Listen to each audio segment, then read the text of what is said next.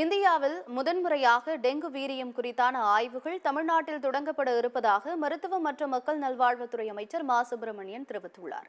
சென்னை தேனாம்பேட்டையில் உள்ள டிஎம்எஸ் வளாகத்தில் தேசிய அயோடின் பற்றாக்குறை குறைபாடுகள் தடுப்பு திட்டத்தின் கீழ் தமிழ்நாடு உள்பட 8 மாநிலங்களில் பணிபுரியும் ஆய்வகத்தை சேர்ந்தவர்களுக்கான பயிற்சி பட்டறை நடைபெற்றது.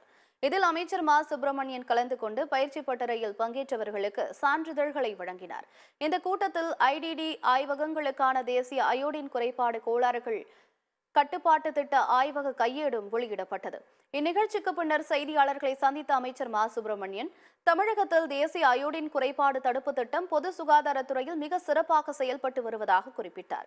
டெங்கு காய்ச்சலின் வீரியம் குறித்து ஆராய்வதற்கு மரபணு பகுப்பாய்வு கூடம் அடுத்த 2 நாட்களில் பயன்படுத்த இருப்பதாக சுகாதாரத்துறை அமைச்சர் மா சுப்பிரமணியன் கூறினார்.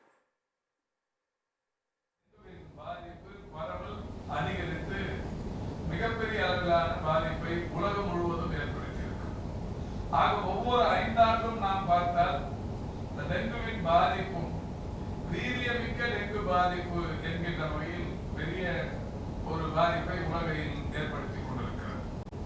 எனவேதான் தமிழ்நாட்டில் இந்தியாவில் மட்டுமல்ல, இந்தியாவில் தனியார் மட்டுமல்ல, அரசுகளும் கூட, இந்த மாநில அரசாக இருந்தாலும் ஒன்றிய அரசாக இருந்தாலும், இந்த வீரியமிக்க டெங்குவை ஆராய்வதற்கு, பரிசோதிப்பதற்கு, ஆராய்ச்சிகளை மேற்கொள்வதற்கு இன்னும் எந்த நடவடிக்கையும் யாரும் எடுக்காத நிலையில் தமிழ்நாடு இன்றைக்கு இதற்கு ஒரு